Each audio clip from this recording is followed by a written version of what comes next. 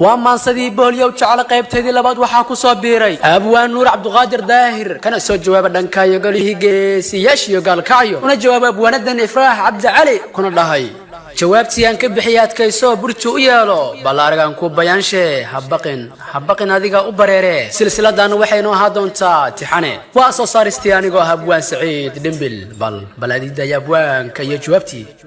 yartii booliyowga caashaq bariyaha nagu baacsanaysay adoon baxarkiisa eegin waadigii iska soo butaacshe jawaabtii aan ka bixiyay adkayso burju u yeelo bal arag aan ku bayaanshe habaqin adiga u bareere xijaabkii hadaad ka booday jirkaagina wada banaysay sidii inaad beecinayso beledka aad baafinayso raguna badi uu ku baasay calaacal inaad la baydo adaa isbaday bal fiirso waliba bagah baad u leedahay gabdhahan badi wada halaabay gabdhahan badankoodii fiiqay barwaaqadu eebasiiyay tiktok ku soo bandhigay gabdhahan facebook ka buuxee baraha bulshadana ku beegan hadduu bilic eebasiiyo bidhaantooda lagu hodmaayo barwaaqana ay agtaalo